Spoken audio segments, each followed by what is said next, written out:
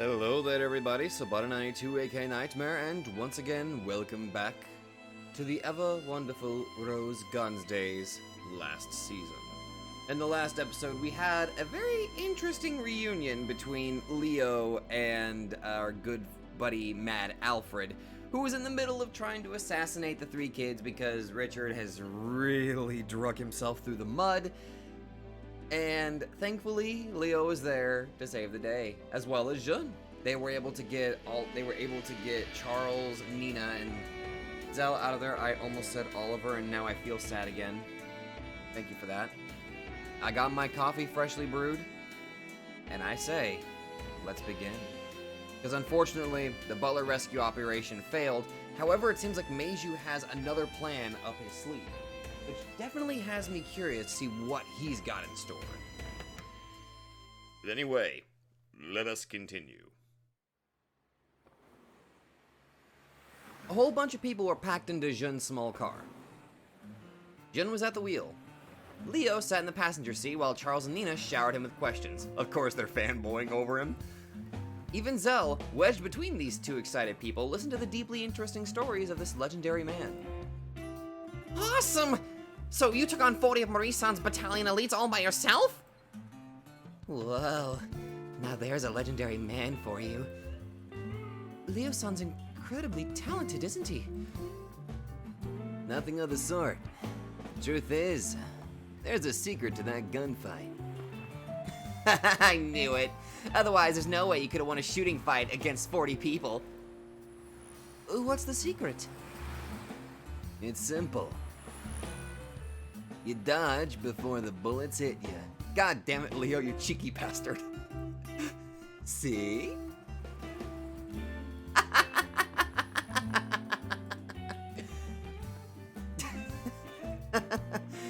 If we could do that, we wouldn't have all this trouble.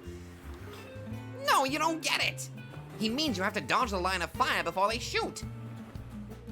Ah, I see. So it's a lesson in getting behind cover quickly. There's no need to dodge bullets that won't hit ya. You just need to dodge the ones that will hit ya. Are you serious? So when someone points a gun at you, you know whether or not it's going to hit? Everyone did that on the battlefield. Leo has wartime experience. Those who couldn't just never came back. Nice one.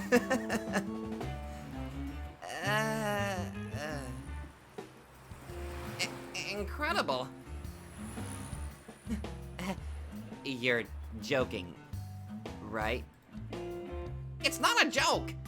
Right now, we're being given a lecture by the legendary Leo Shishigami. I wish Oliver could have heard this. Oliver's listening too. Yeah. John. I mean Leo. Leo, don't make fun of the kids so much. What if they imitate you and jump out in the middle of a gunfight? True. Good kids should not attempt this. Promise me. I promise! By the way, how can you tell the difference between guns that'll hit you and guns that won't? It's simple. You look down the gun barrel. If you can see the bullet inside it, it's gonna hit you. What? I seriously can't tell if he's joking or serious. This is a technique Leo-san can use because he's a genius. You're damn right he is. We mustn't try to imitate him carelessly. The basis of a gunfight is keeping yourself hidden. Hitting other people is secondary. Nice, Zell. Full marks for you. Oh my god, I love this. Sorry, I'm loving this so goddamn much right now, okay? After all of the fucking despair that I've just been having to go through, this is so fucking amazing. Oh, right, one more thing that happened last episode too. Oh, it was so good. Meiju being able to get at least some form of revenge against Gabriel. It was unbelievably satisfying seeing Gabriel on the back foot. As soon as Meiju just let loose that he knew Gabriel's sister, oh my god. Getting his own form of silent revenge was so goddamn satisfying. Oh. I'm sorry, I just needed to gush a little bit about that. I apologize. The sign telling them they had entered the Shizuoka prefecture disappeared behind them. Several hours after they left Tokyo, the car finally reached Shizuoka. Okay, so now they're in Shizuoka. Chapter 3, Sunrise, Sunset. Oh boy, okay.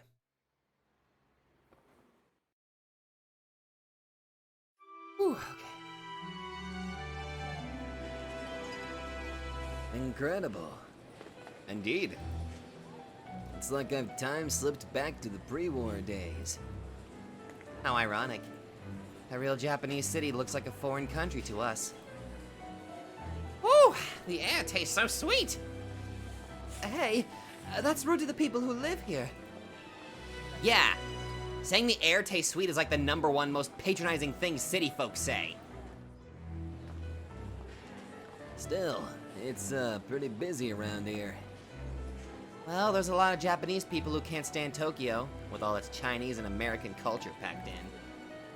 People like that just keep flowing into these countryside Japanese colonies. Compared to the bright Tokyo scenery, where skyscrapers built with American and Chinese resources and crazed development stood like trees, this place certainly felt lonely. However, the passion of the people here was no less, and their resilience seemed even stronger than those in City 23. However, that resilience showed on their clothes, so the outfits of Leo's group stood out a bit here. You can tell at a glance that we're outsiders. Well, there's no helping it. I'd be able to tell by how we talk. What are we going to do now? Even though we know we're looking for the boss of a powerful criminal organization in Shizuoka, we don't know how to make contact. Well, if Lilo Shishigami's name is spread as far as this, we might be able to impress them and arrange a meeting. This is a different world from Tokyo. I doubt Leo-san's name values reaches as far as this. Anyway, we've come here. So, what do we do? We'll search for Madame Rose. If that's impossible, we'll search for her guard, Wayne Udera. It's simple. Well, if it were that easy, we wouldn't be worrying. No, it might actually be easy. Huh? Searching for Rose could be hard, but we might be able to find Wayne. Yeah, that he would be the easier one to find. Leo lit a cigarette with a gold lighter. Jun also seemed to have thought of a plan. If it's hard to find them, If it's hard to find them? then we just need to make them come to us. Huh? Oh? What seems to be your plan, I wonder? Make a ruckus? Or? Black! Black! Black! I'm banning everything! You're kidding me. Why did Black come up 5 times in a row? Because I said it 3 times! That makes no sense. Let Red come for once. Come on, come on, come on, come on, yeah. Are you kidding me? There goes everything I earned today! Particularly because of the rough times, casinos are the social gathering centers men dreamed of. Okay, admittedly, here's a little bit of something that I never got the idea or like the draw to gambling. Like, I don't know, it never seemed like, I don't know. I'm pretty sure there's people that actually enjoy the idea of gambling, but I, for the life of me, just can't get my mind around it. Or I just can't really see the enjoyment. Don't get me wrong, if there are people that actually thoroughly enjoy gambling, then that's totally fine as long as you do it within limits and don't try to screw yourself to where you have no money left. But it just, the draw never got me, you know what I mean? Also, I'm betting you Charles is working his magic right now. By walking around the entertainment area and giving a little cash to a bartender, they were able to quickly learn where the casino was. It acted like a members-only bar, but with the proper words spoken, they were easily let in. The secret casino under the bar was filled with the enthusiasm of many people. They had to buy chips at the casino reception desk. After all, letting in penniless people was the source of all trouble here. What's wrong? I don't have any money on me. Jun showed them a wallet with nothing but change and small bills inside. The eyes of the bodyguard saying at the reception desk glittered. Do we have money? Nina had it last, right? Oh, and who's the guy who just used that money to buy Nikuman? God damn it, Charles, you're fucking... Control your addiction! You need an intervention, boy! Okay, let's just gather up our money. $1, $2. Yes? Well... No casino welcomes people without money. After watching this pathetic exchange, several formidable-looking bodyguards surrounded them. This establishment is a social meeting place for ladies and gentlemen. Sorry, but... Sorry, that was just for fun. By the way, could you introduce us to a table at the fitting rate for us? When they saw that what Leo was casually pulling out of his pocket, the bodyguards first thought it was a cigarette box. Wait! Oh! He's pulling out the money that Richard gave him! It wasn't. It was a stack of $1,000 bills. In a world where a daily wage was $200 at best. Pardon me, honored guests. Allow me to introduce you to the owner. Holy fuck. Nah, that's okay. We're just dropping by. Could you take us to a table thrilling enough for all this? As you wish. Hey, take these executives to the VIP corner. When did you get all that money? Oh, I was just given this so I could kick back and relax. He's so cool. You're goddamn right. He's so cool, I almost pissed myself. I can see why Aniki Wayne admired him so much.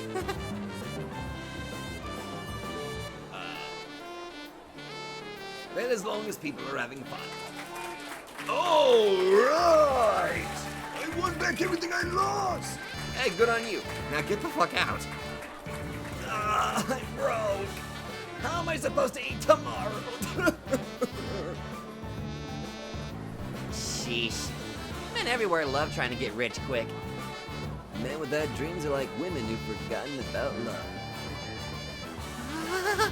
I love how that sounds. We stand out, don't we? Be on your guards.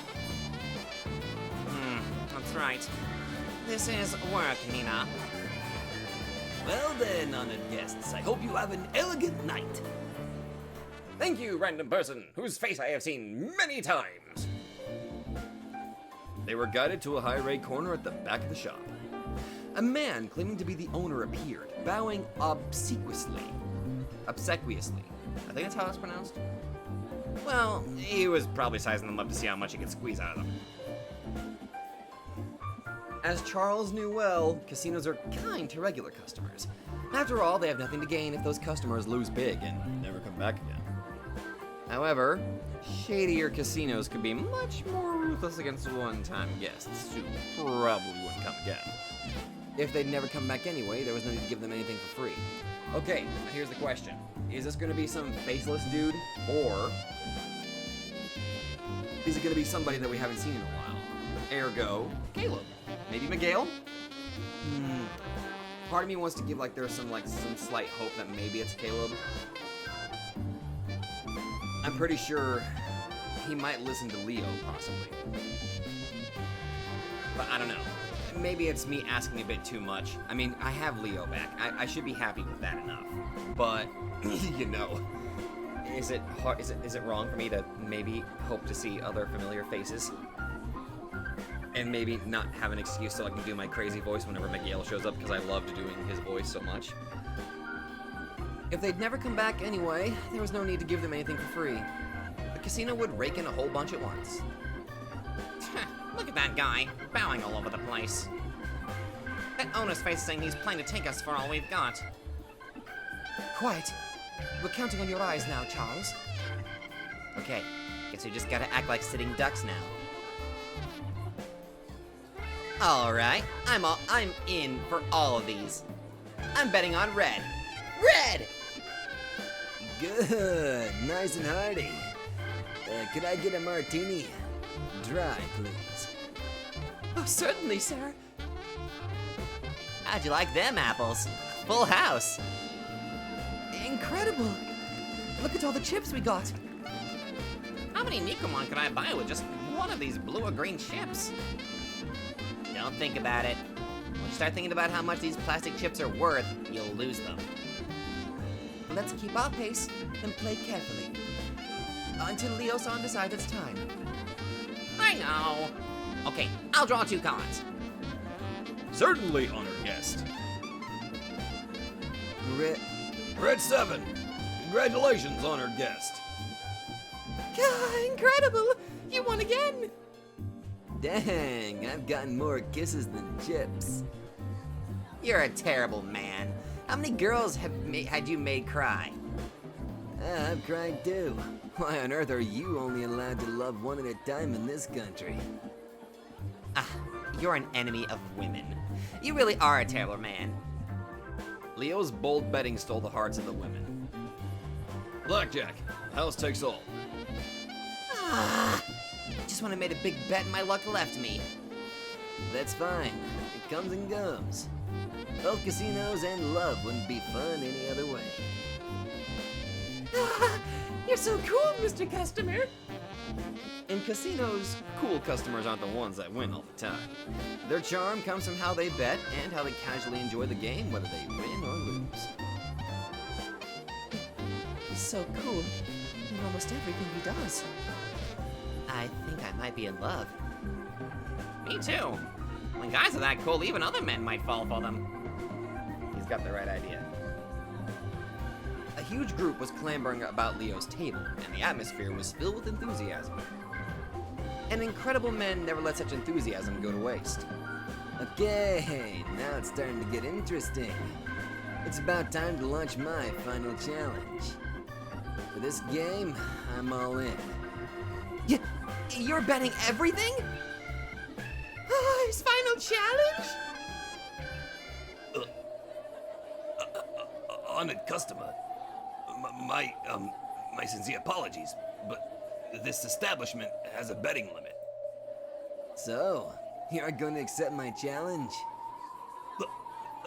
Well, I mean, if we let you, from legal procedures, if we let you do it, then we gotta let other customers do it, and that might cause some legal issues. You know what I mean? Oh.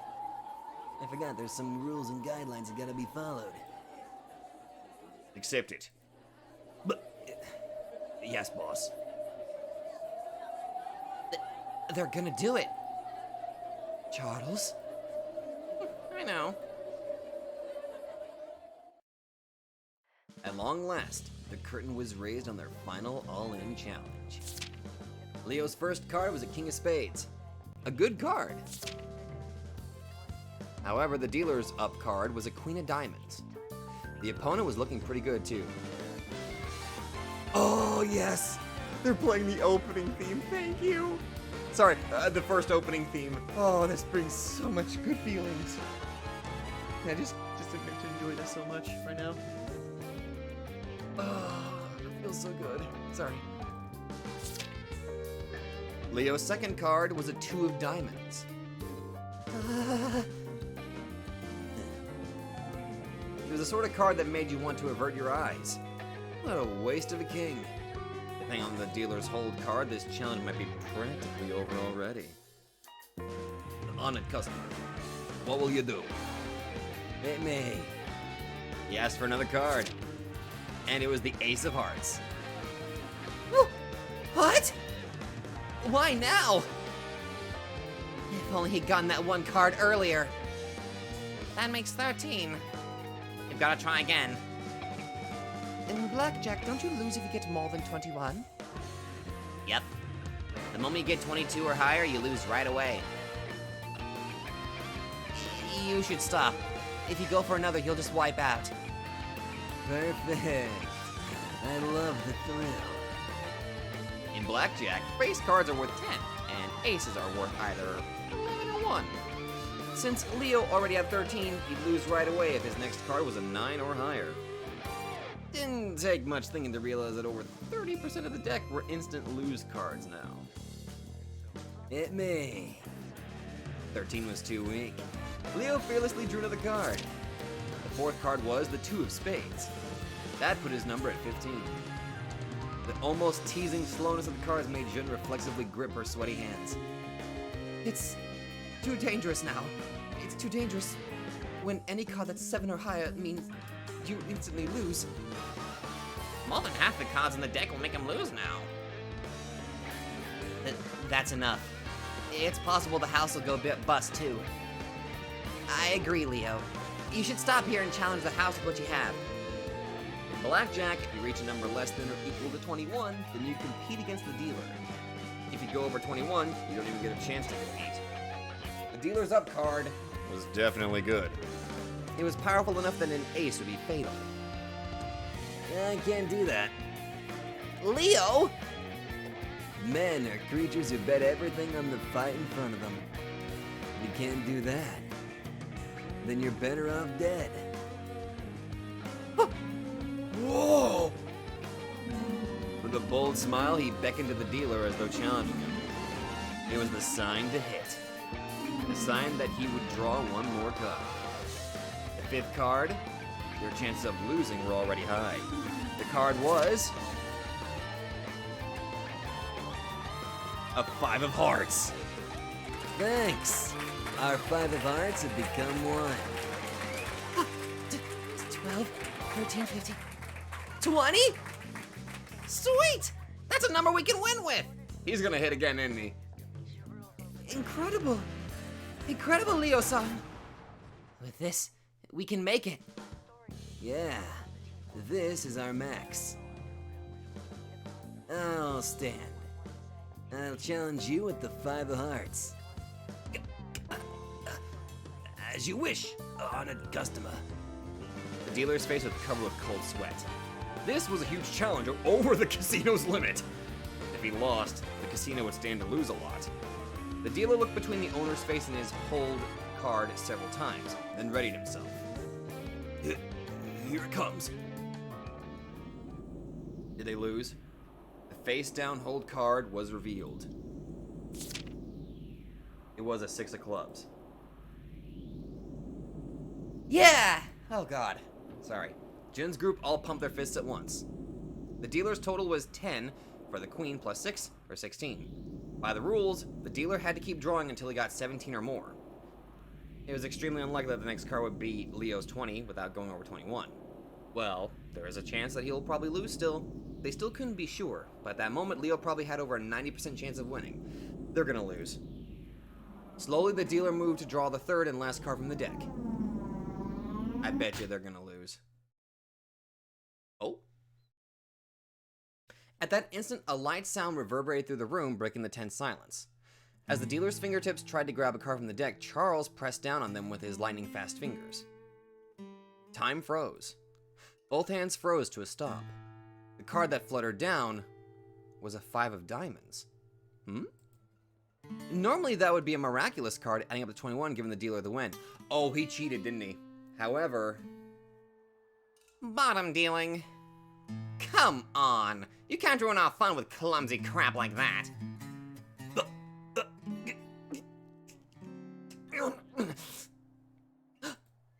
That card. Hold on a sec!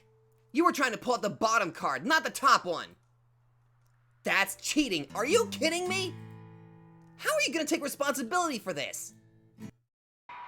The owner scratched at his head unhappily and clicked his tongue. At that instant, the table was surrounded by a bunch of formidable-looking bodyguards. I see. They forced customers with no backing to give up and run them crying.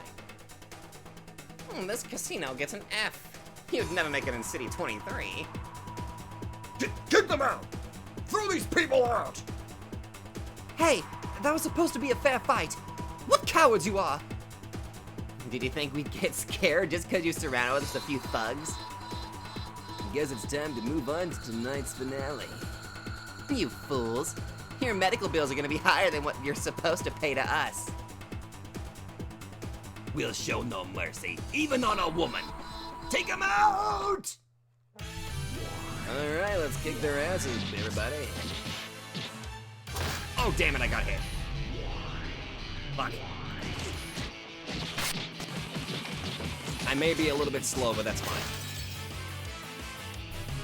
Interesting how it moved forward despite the fact that I got hit. Huh. Woo. Can I just say I really appreciate the artwork that they use for the battle scenes in this? They're really good.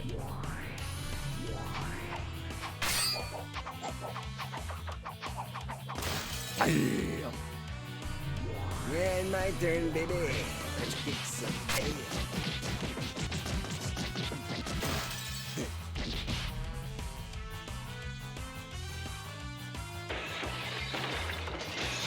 You done fucked up. The other customers, moved by the enjoyable passion of this fight, started growing rest of themselves. You always make a bundle off of me. You've been cheating this whole time, haven't you? Give me back those chips you took just now! You cheating casino! By now, the whole shop was bustling with a fight festival. Well, whenever you catch people like a casino in the act, people are gonna be really fucking pissed off, especially if the casino is actively cheating against their customers. I mean, I can't reveal much, but I suspect the casino that's attached to where I work might be cheating. Maybe. I don't know. I'm not legally allowed to walk in there in the first place because I work there. So. Oh well. Since they were, after all, a secret casino, they couldn't call the police. Ah, fair enough. Secret casino, they think that they're able to get away with that much more effectively. Fair enough. Never mind. But they weren't fools. They probably called for backup. Leo's group had made enough of a mess. It was time. That should be enough. Owner, we've gotten our chips worth of fun. How can you be so strong? Especially that guy in the suit. What's up with him? The secret to strength is spinning. Oh, come on, everyone, that's enough. Let's leave this place. And you guys, get a better dealer next time. It's a jackpot with all the chips on the house. Remember this. Someday, we will definitely pay you. Oh. No, I don't think we will remember this. You guys are so weak, you're boring us. If you want to pay us back, find someone stronger. Leo calmly lit a cigarette with his gold lighter. Then we set the lighter on the roulette table. If you want a return match, bring Wayne Udera. Later. Brush your teeth before you go to bed. Ciao. The shop was as quiet and devastated as if a typhoon had passed through. A gold lighter set on the roulette table glowed. That's what. Oh, that would definitely do it. Good God, that would definitely do it. I think that's like one of my rarest times I've gotten to 100%. Nice. Even though I did take damage in the, well, enemy attack, so, This lighter. Any idea whose it is? The man who knew your name put it there. We don't want any trouble. Settle this yourself. Understand? Sure. This incident had caught the Shizuoka organization completely out of the blue. Since the attackers knew Wayne's name, then it must be trouble drifting here from Tokyo. They probably didn't want to get involved. And of course, Wayne obviously knew whose lighter this was. Unable to remain standing around, he dashed out into the nighttime sea without a destination in mind. Oh boy.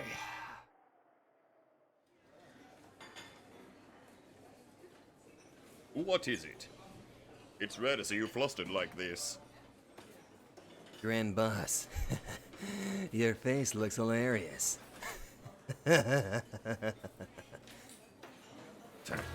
Apparently, a man looking for Wayne-kun appeared in Shizuoka. What? Who knew Wayne-kun had so many friends? And apparently, the man left behind a lighter of pure gold.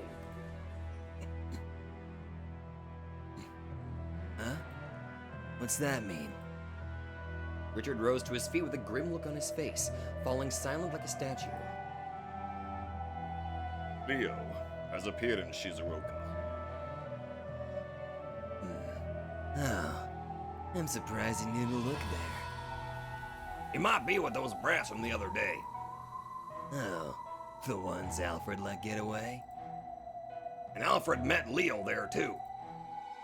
There's no doubt that those wandering dog brats are working with Leo. Leo, it seems you didn't have sufficient resolve for our ideals after all. He's just like Wayne. He'll only listen to what Rose says. What a shame. And I believed you would understand. Leo. So, what are we gonna do, Richard-san? If we're going to have Leo as our enemy, then he is our greatest obstacle. Well, he is gonna be a problem. Let us erase him. Jesus. Erase Leo Shigami. There is something incredibly painful about having Richard utter those words. God.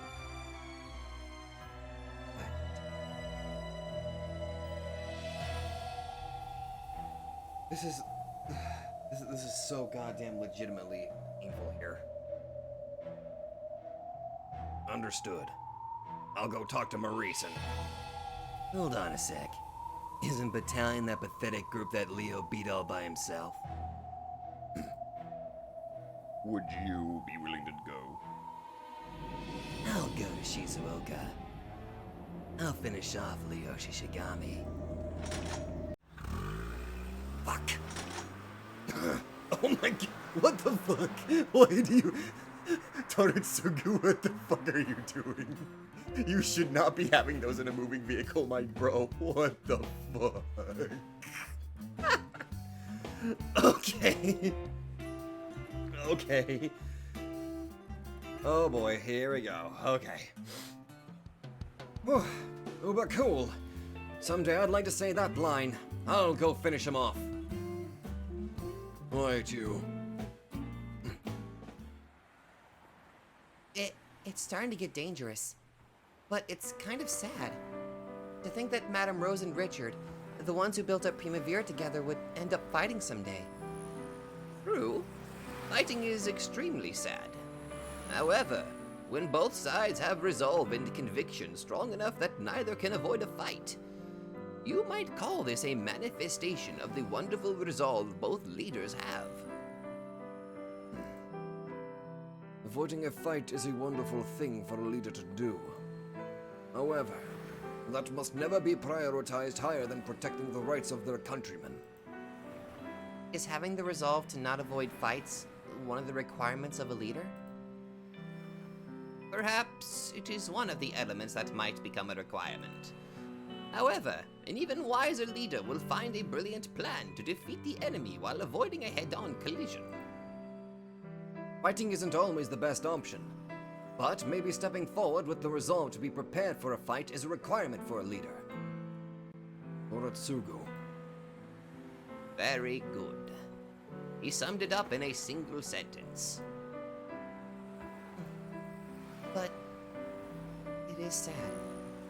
After all, both of them once fought together, sharing the same ideals.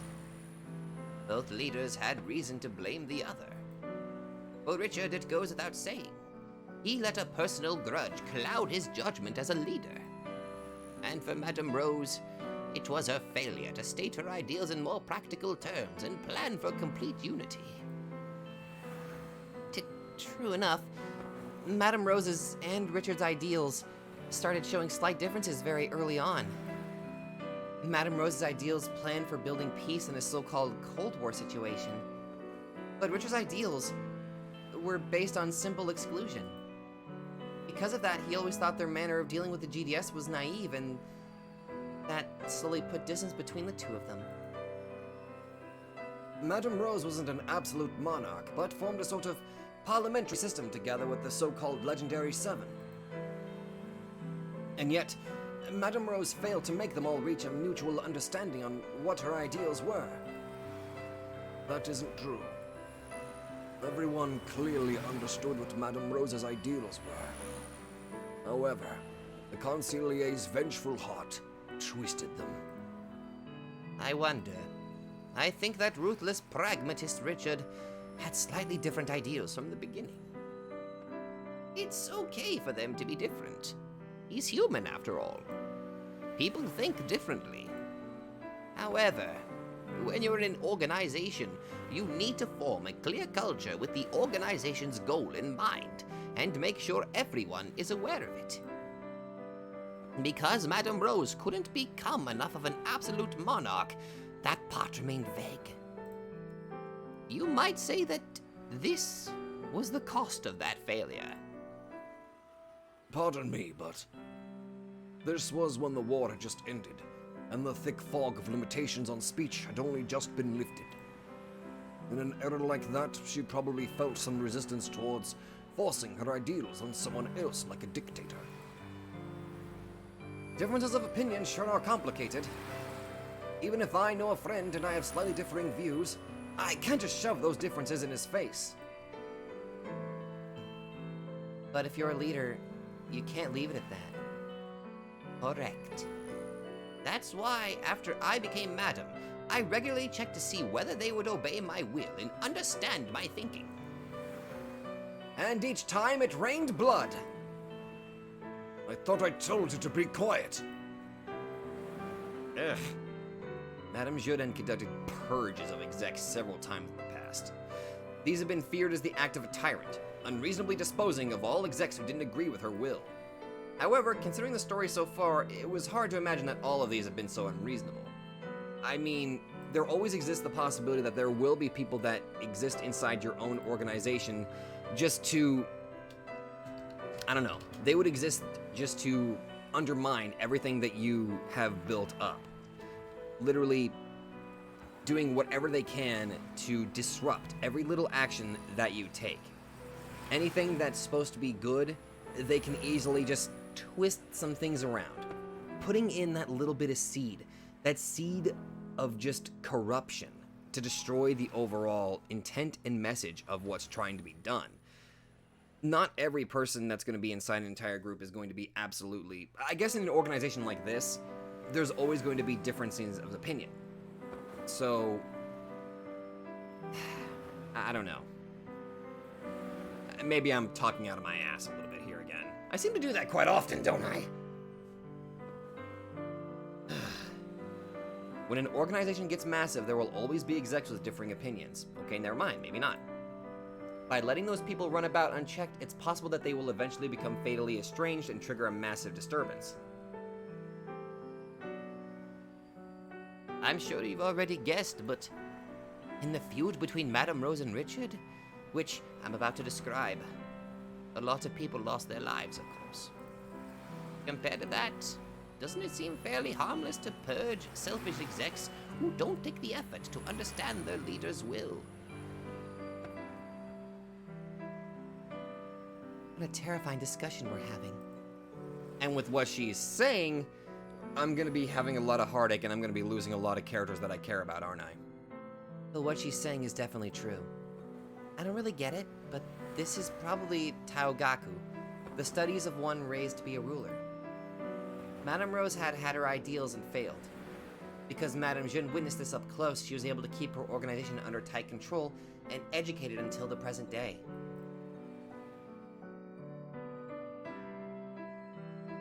And at that moment, at the moment, thanks to the suspicion of her writing a will, the execs were getting restless again. Some would swear allegiance to the madam even so. Some would see this as her decline and try to raise their own influence. The last time I interviewed her, she basically called this a litmus test to measure their loyalty. Madame Jeune would probably leave her position soon. Most likely her last act would be to conduct a final purge of the execs who didn't acknowledge her chosen successor. It was terrifying to hear. But as I listened to the tale of Madame Rose, I started to feel that this was a natural responsibility of a leader. That's good.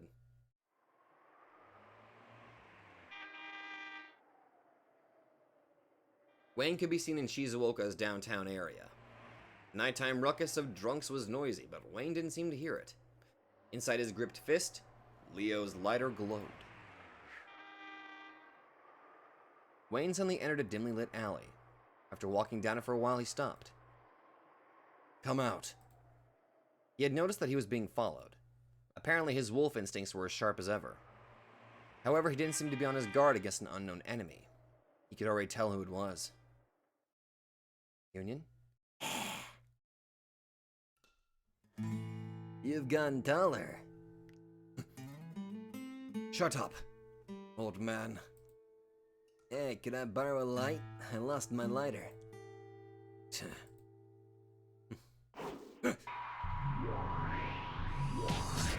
Okay, fine, let's do this. Going for a good old practice sparring session considering you two trained together? Showing your skill from all this time that's passed?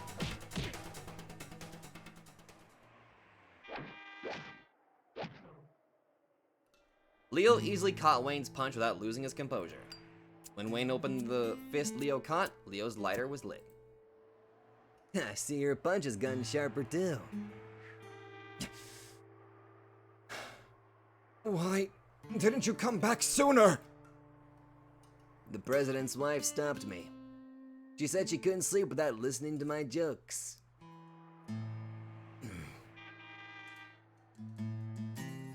Leo lit a cigarette with the lighter in Wayne's hand. In that light shone Leo's smile completely unchanged since that day. Aniki, Wayne! Wayne-san! You guys, why are you here? Long time no see, boss. Zell, you came back to Japan! Yes, I did. Thank you very much for taking care of me back then. Oh, we reformed the Wandering Dogs. How did you guys find this place? Why are you here? Madam Merrill told us to come. She told you.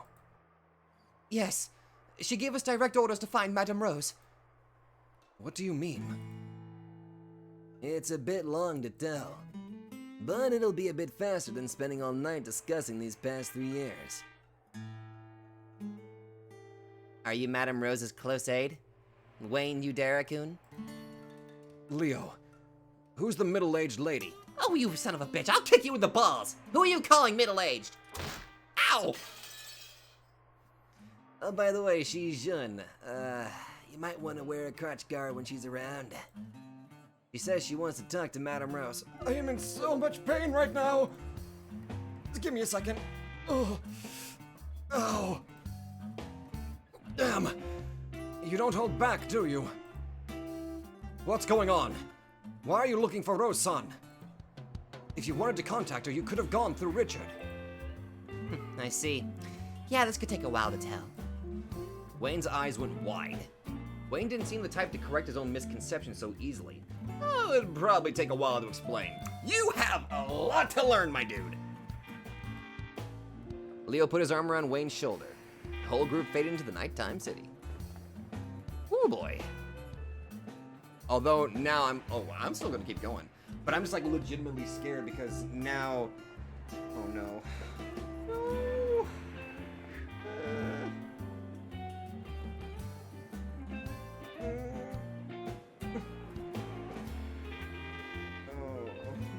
I'm not liking this. I'm not liking this. I'm already having a bad feeling about this. Just keep going. Let's just keep going. Okay. Yes, it's quite delicious. We're getting into the middle of autumn. The perfect season for delicious kaki persimmons. The kaki in this shop is airlifted in from Blue Point in the North Atlantic. Ah, that explains why it's so delicious. Isn't that right, Phil? Yes, sir.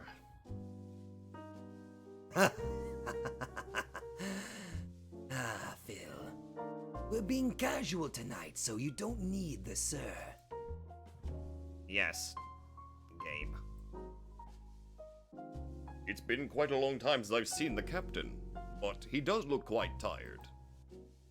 He has a very diligent character, after all. His schedule's just been packed with work. Isn't that right, Phil? No, nothing of the sort. You should visit the club again sometime, Captain. The girls you favored have been quite lonely. Well, once I've finished up with my work, Of course.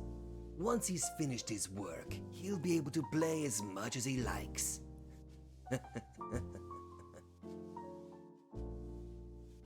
this was the first reunion between Butler and Richard in a long while. Butler seemed very worn out, but so did Richard. So neither paid much attention to the other's appearance. There was a reason Butler was being allowed to join a meal meeting like this, after being so excessively forbidden from making contact with Primavera before. It was the attack launched by Alan and Shaolan the other day. Of course, Gabriel realized that the incident was an attempt to kidnap Butler. However, Butler had refused to go with them of his own will. To Butler, his sister's happiness was the ultimate hostage. So he was in a state of complete surrender and submission. Apparently, this had greatly pleased Gabriel. Fuck you. After all, he was now sure of Butler's absolute obedience. Starting that day, Butler's treatment had improved bit by bit. While he was still confined to that floor, he no longer had to deal with the boorishness of being observed while in the bathroom. Ever since then, Gabriel had started taking Butler outside, as though showing off a dog who had learned a new trick. As a result, he had probably become convinced that Butler's training was complete. Butler, please, for the love of God, do not fuck up this opportunity. Gabriel took Butler to attend a meal meeting with Richard. Of course, not a sliver of resistance remained in Butler's heart. He just watched on with gray eyes, watching the comic scene of Richard sharing a meal with Stella's killer. Damn it. He really is fucking broken. So, Nick, what is it you wanted to talk about? You understand our relationship. I'll assist you in any way I can. I've come today to rely upon your kindness. Very well. I want you to discuss anything you like. After all, the three of us are all friends who have one thing in common. We all have little sisters. Oh? You had a little sister too, Captain. I didn't know. Fortunately, I hear his little sister is still alive and well. It got delayed for various reasons, but wasn't her wedding coming up?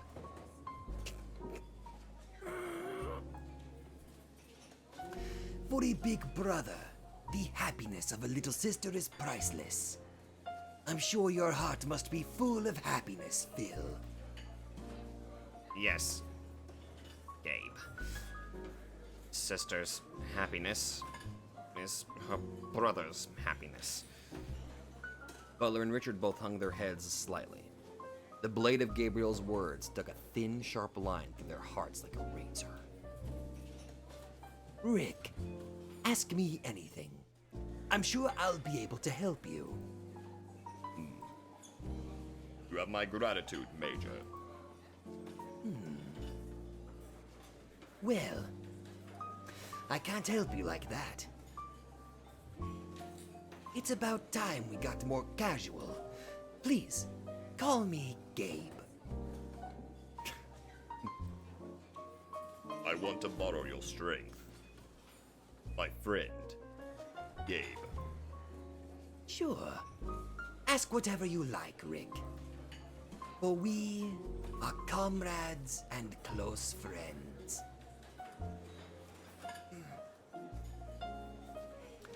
Very soon. Oh, sorry. Very soon, the one-year anniversary of Stella's and Yuji's deaths will be here. I see. Has that time come already? Yes. How quickly the time passes. It's already been a year. I would like to be with you when that day comes. I'd like to pray for Stella and Yuji-kun. I'm sure Stella and Yuji will be pleased. I plan to tell Stella about this past year. However... Sorry. When I remember the grudge-filled voice of my beloved sister, my heart might burst. Even if it does, you have committed no crime. After all, God gave you a heart that feels sadness and righteous anger. What will happen? And I do not know. However, when it does happen, regardless of how it happens, it will become a burden to you, Major. No.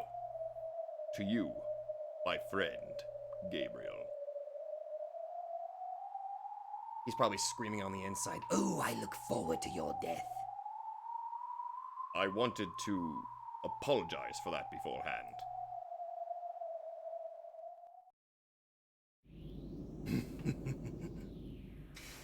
Think nothing of it, Rick.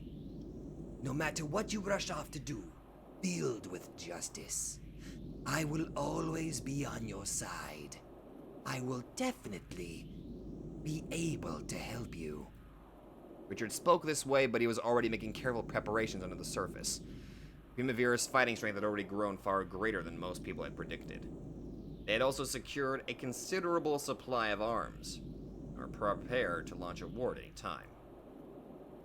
However, the alliance between the GDS and Bashing Bang was still strong.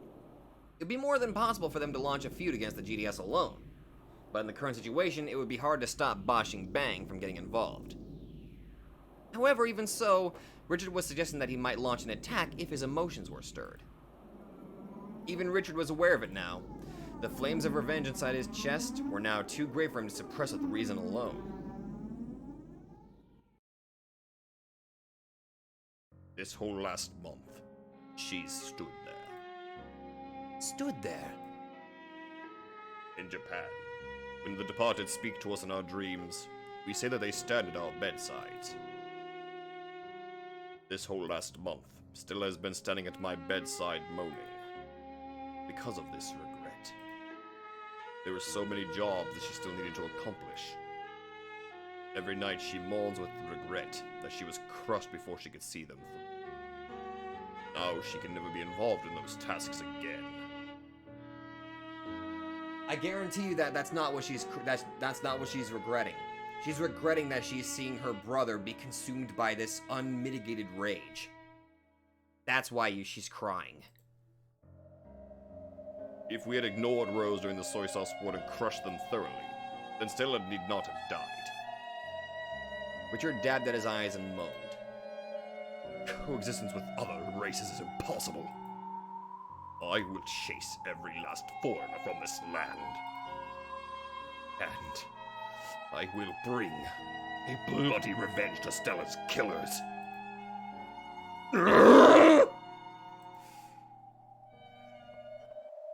Sorry, I let my own little hatred toward Gabriel slip there. Sorry. What a coincidence.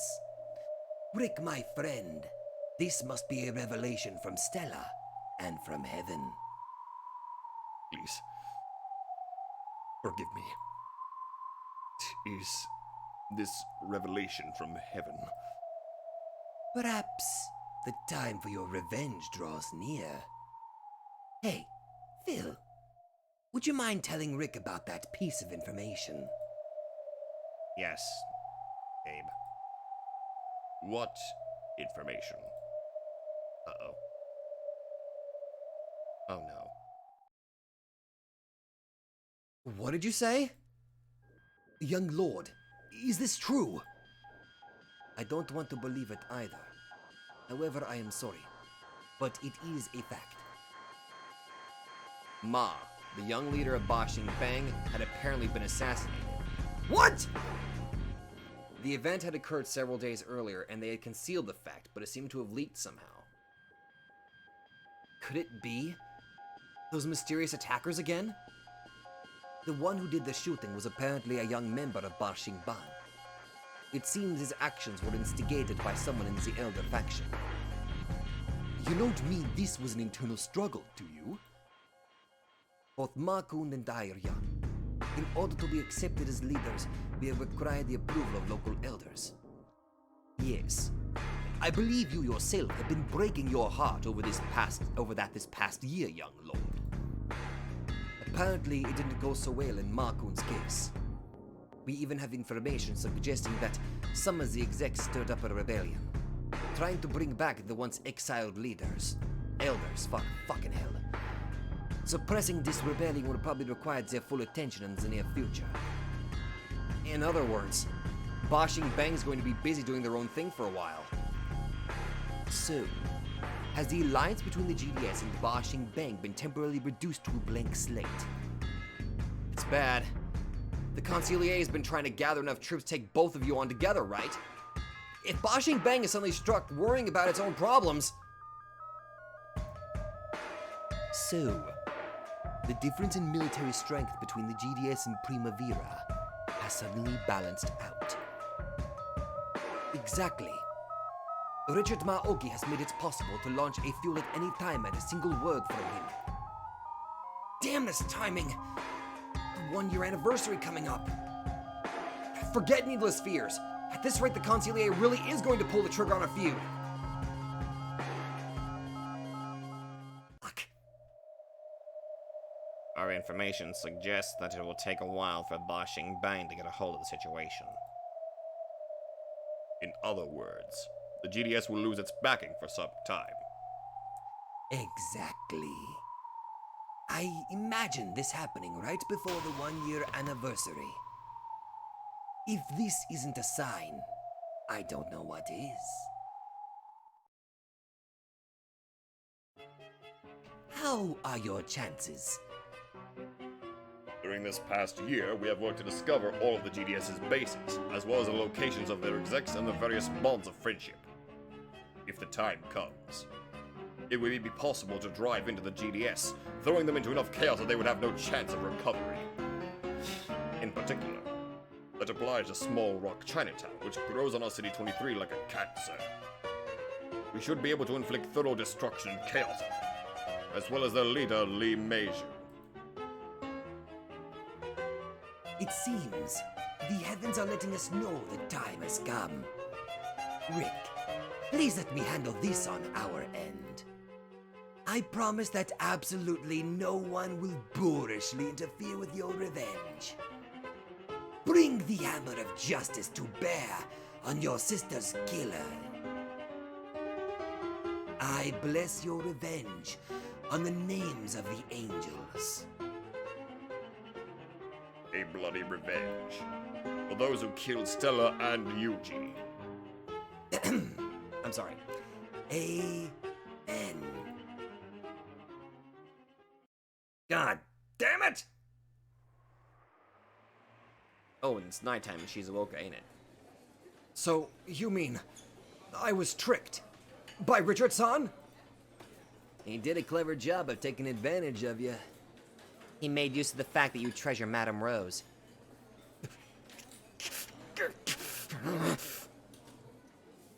Aniki. Shh. You mustn't talk to him now. Still, the Consigliere played it pretty dirty. It really pisses me off the way he tricked Wayne-san and got him to help keep the madam under house arrest. No kidding. It pisses me off. It pisses me off that I was too stupid to see through something so that obvious. Right now, City 23 is facing a dark era. One that you might even call a return to the Caleb days. Primavera thugs go around threatening ordinary city folk and taking their money. Apparently, they're gathering funds for their fight with the GDS. It seems Richard's goal is to start a funeral war against the GDS to pay them back for what happened to Stella. Rose-san kept saying that there was no way the GDS was behind it at all. But, thanks to my anger at losing Oliver and the others, I believed it too. After investigations by the wild dogs and the wandering dogs, we still haven't found any proof that the GDS was responsible. The truth is, this whole time, I found it hard to believe the GDS were the culprits. Forgive me. I've already heard from the wild dogs that it seemed unlikely that the GDS really were the culprits. If I had just believed Rose-san, I'd never have been tamed by Richard-san! I'm also having trouble believing that Meiju-san would attack Primavera. When he kills, he does it with absolute silence. If it were him, we would have found them finished off quietly, like waking up in the morning to find piles of snow that fell during the night. That's true. It's hard to imagine the GDS using such stupidly flashy methods, like they were trying to start a war. But there was the proof of those secret letters, which were verified by the US military's information department. Fool! That's gotta be part of a plot by someone who wants to get Primavera and the GDS fighting. Please make the connection. I've heard Richard's been very close to the occupying forces lately. What if someone in the occupying forces is scheming to get us fighting so that we take each other out? We can't deny that possibility. Either way, I think Madame Rose made the right decision. Until we know for sure who our enemy is, we shouldn't take careless action. But I understand how they feel. His sister and a child, who's practically his son, were killed at the same time, right? I've lost family too, so I know. You want so much to have something to hate. I'll bet the Consigliere believes the GDS did it because he wants to believe it. And someone's taking advantage of those feelings. Wayne, don't get the wrong idea. Richard is a victim too. I know. As much as I hate current Richard, it doesn't change the fact that he is being used. He is fully embracing this horrid hatred, and he's being played like a fiddle. He's basically the puppet of Gabriel. In that regard, he is a victim. He is committing horrible atrocities, but he's still a victim. God damn it. As someone who is consumed by rage after losing comrades, you should be able to understand. Yes.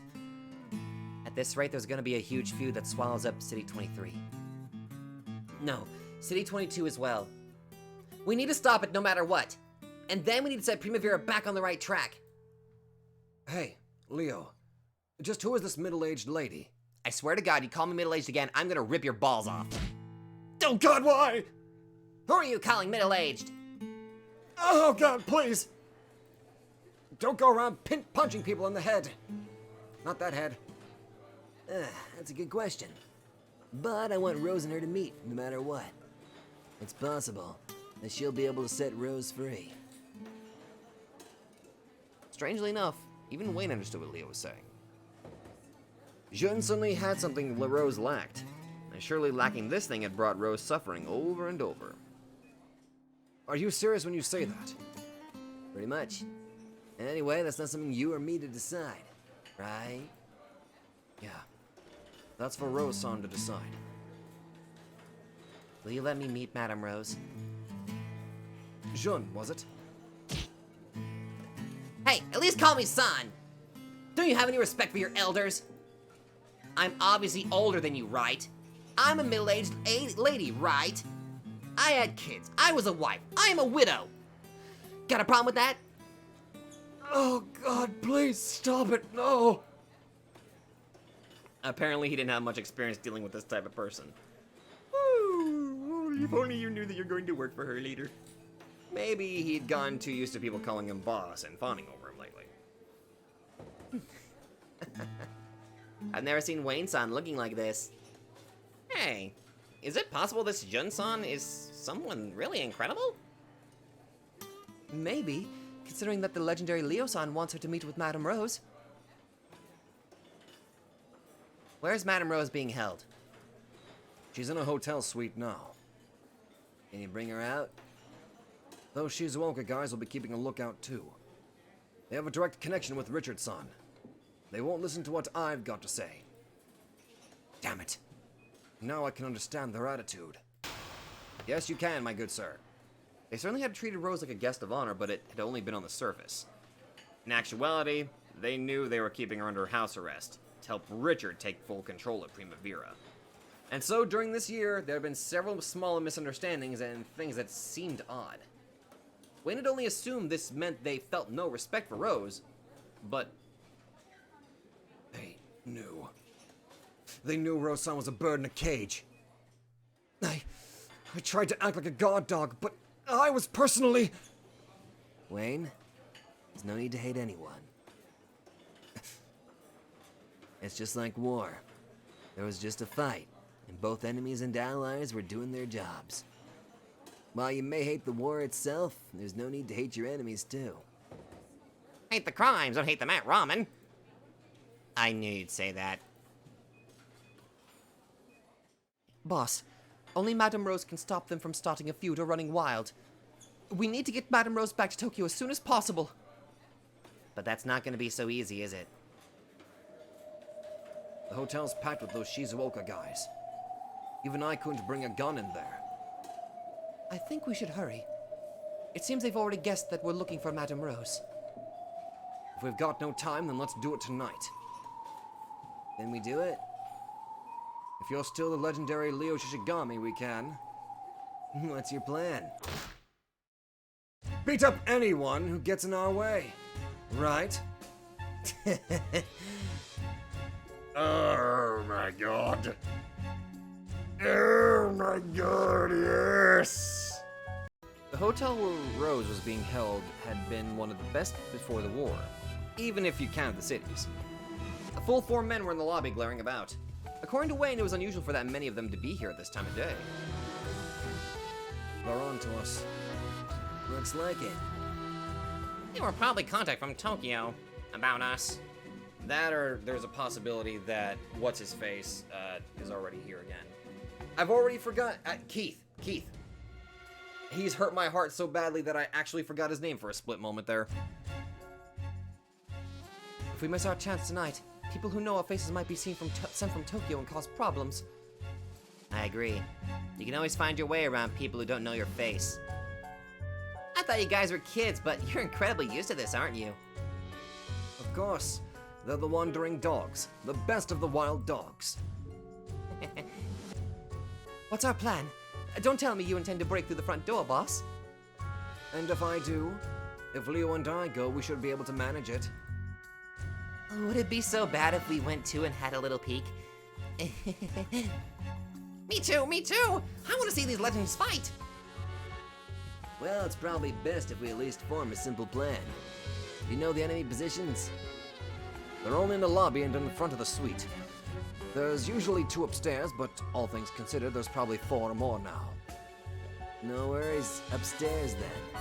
Wayne and Dyer will stage a hold-up. Didn't you say that they'd take your guns? Yeah. There's a body check in the elevator hole on the suite floor. And it'd be hard to hold up 4 more people with just my gun. I made arrangements for that over the phone a minute ago.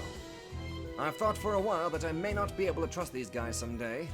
I placed a man I can trust inside the hotel. You've gotten pretty clever at this, haven't you? In preparation for the unexpected, Wayne had won over a certain hotel employee. Apparently, he'd arranged for a gun to be hidden on the suite floor in a phone call he'd made right before coming here. This way, Wayne would be able to get a gun even after passing through the body check. Then Leah would go up the elevator and face the enemies from the front, while Wayne took them from behind. If they could point guns at the men from both sides, they'd be able to end this quietly without firing a shot. After all, it'd be terrible if something happened to Madame Rose, so we want to lower that risk as much as we can. Yeah, you'd want to handle this one quietly if you could. If I had Aniki Wayne, the legendary man, pointing guns at me from both sides, I'd wet myself for sure. The problem is, downstairs. Isn't there some employee passage that'd let you get up there without passing through the lobby? The guy I just called said the back door and the employee exit were packed with thugs. I see. So they're all backed up. They aren't fools either. We'll just have to break through at the weakest point. I'm sure they'll have the smallest number of people at the back door. But if there's fewer of them, then I'll bet there'll be more on their guard. I agree. It's probably the 4 in the lobby who let the guards down the most. As Charles had pointed out, the 4 men in the lobby were listless and languid. The more of them there were, the less responsibility each individual one felt. That's good. So, we just casually stride through the lobby and escape in a taxi? There's 4 of them there. No matter how much they slack off, they'll still notice that something's wrong. Will we catch these guys from both sides and stage a hold-up on them? There's gonna be other people around, though not many. If they freak out and pull a burglar alarm or something, they'll just make things worse. So, we have to slip by quietly somehow. But... Oh? Boss! You can leave that to the wandering dogs. Oh? So, I'll get to sit back and watch you guys at work. Not at all. You'll be helping us too, Jun-san. Me?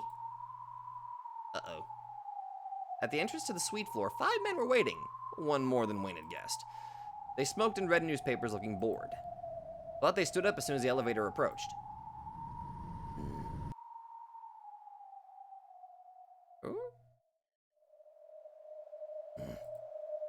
Wayne was the one who came out of the elevator.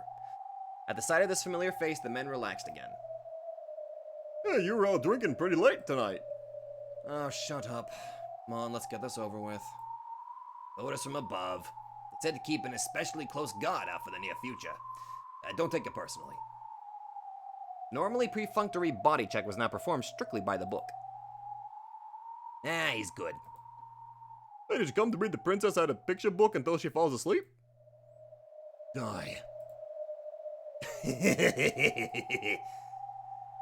Wayne walked away, heading for Rose's room. He saw 2 more men puffing tobacco smoke near the fire escape. So the guard had been greatly increased after all. Unless they rescued Madame Rose tonight, then Primavera's support would probably arrive, just as Elle had said. Most likely, reliable execs like Maurice would be dispatched. If that happened, their opponents would know their faces and guess their plans, meaning that tonight was their only chance. He knocked, entering after Rose answered. Welcome back, Wayne-kun. What's wrong? You look so serious. I'll explain later. Get ready to escape from here. Huh? Leo's here too. Leo-kun is? He came back? I'll fill you in on the details later. Hurry and get dressed. Okay. Wayne turned his back to Rose and walked out into the balcony. A large black bag was set there. He had asked that employee working with them to throw the bag here from the balcony of the next room over. Of course, He has a gun. what's with this insanely large bag? Just how many did he put in here? He opened the bag, which was too heavy to be holding a single gun, and looked inside. After opening the bag, Wayne clawed at his head. How many guns did he give him? Either because they were serious or because they were bored, the 4 guards in the lobby kept glaring at people who looked at them. Rude. On the whole, they were completely relaxed, but if Rose suddenly showed up, they'd probably spot her at once. When they noticed some people walking towards them, the 4 of them glared. However, their gazes immediately changed into something degenerate. Hi. Whoa! Whoa, look at what we have here. Hey, mister. Wanna have a little fun? Oh, is that the Shishibone dialect? She's from my hometown. Wow, that guy's hot. I think he might be my type. Oh, you're totally my type. You guys and your lolly obsessions. Once you reach my age, you'll learn to understand the charm of a mature lady. A mature lady. Bear with it. Bear with it. Ina was, of course, a lady of the evening, and Zell had experience being the woman of several underworld bosses. Eviscerating men of the criminal underworld was as easy as pie for them. Jun had no experience flirting with men, so she stood rigidly with a forced smile. But one man seemed to be a fan of this and hovered around her. Gentlemen, interested in having a little fun? I thought so. How much? About this much. Isn't that a bit high? You won't get many chances to play with beauties like this. Hey, mister. Come on, let's play now. I'm so happy to meet someone from my hometown. Maybe I'll give you a little something special. Mature ladies rock. I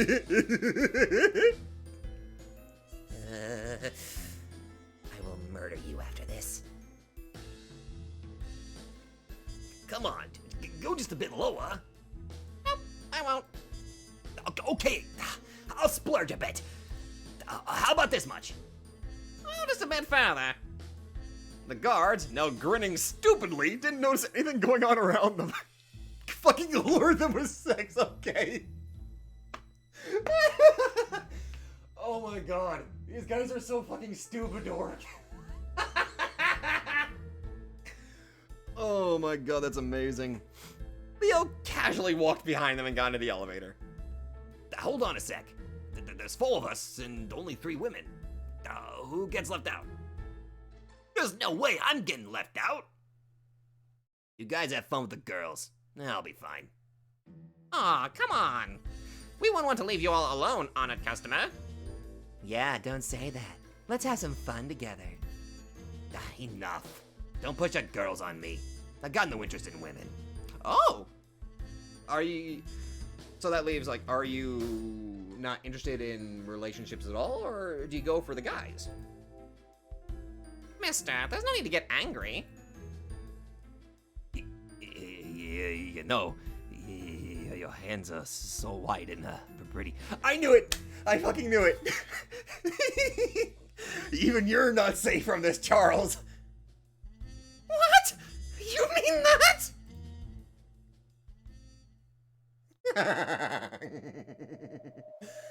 Oh my god, it's so amazing.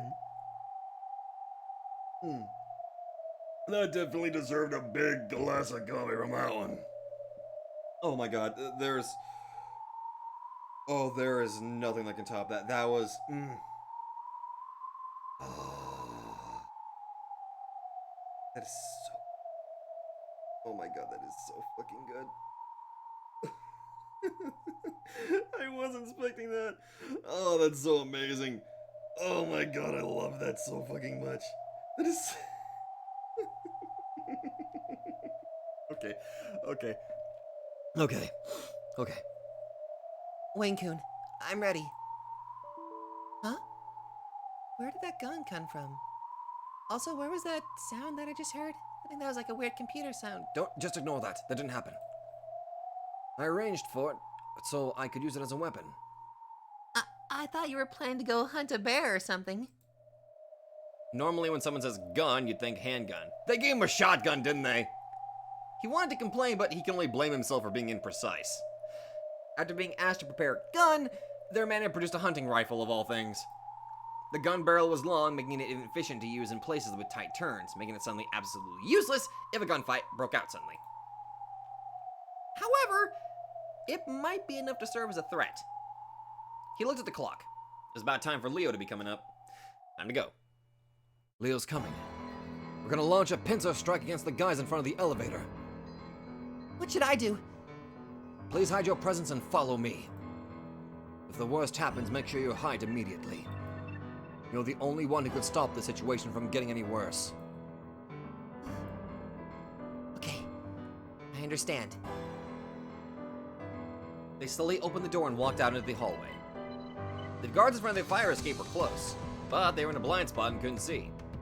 They were still chatting, unaware that Rose had left the room. The elevator's coming again. At this time of day? Rose and Wayne were already in the room. They couldn't think of anyone else who would be coming this late at night. The men narrowed their gazes, pulled out their newspapers, and rose to their feet. The floor indicator went up through all the floors, and approached this suite floor. The men stood in front of the elevator. We heard that someone might be coming to steal Rose.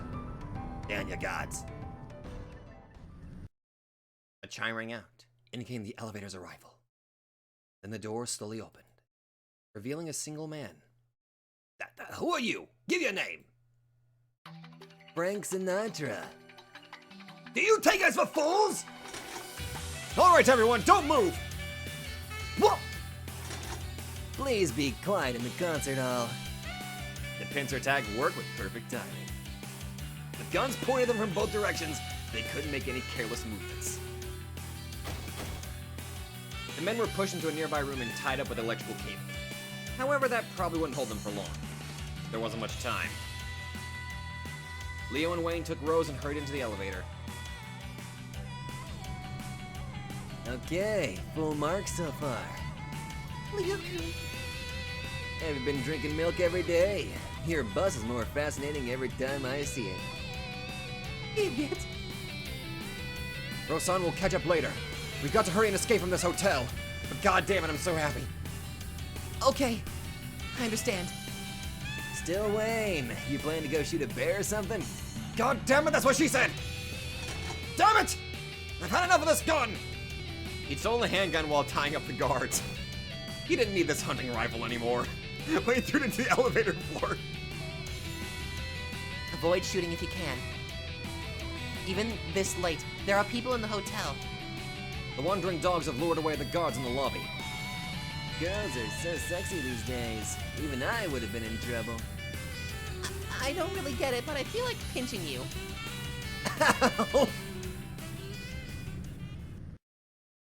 The music stopped. I'm already worried. God damn it, and I ran out of time. No, why would you end it there? Damn it all. This sucks. I ran out of, I don't have it to recording to fucking hell now. Why would you torture me like this? God damn it. Why would you end it there? Fuck. Oh god. I don't care if it was so short and sweet. Seeing Rose and Leo just interact together again was just so goddamn heartwarming and... Okay. So they got the plan. Until I see them all out of the hotel and safe, I'm not going to get my hopes up. I am going to guess that right now everything is going to go bad because you know who would probably show up. Keith would probably show up and kill somebody, and then everything bad will happen, and then I'll feel sad because a lot of people I care about are going to die, and now I feel bad. But god damn it, I'm going to take this. I'm going to take this little bit of happiness. Seeing Leo and Rose interact with each other again after so goddamn long makes me so unbelievably happy. I'm going to embrace this happiness, and then in a week I'm probably going to have it broken. That's why I'm ending it there, so if y'all like this, be sure to let me know. Also because I kind of ran out of time. And I'll see you guys in the next video. Thank you very much for watching. Fangirling.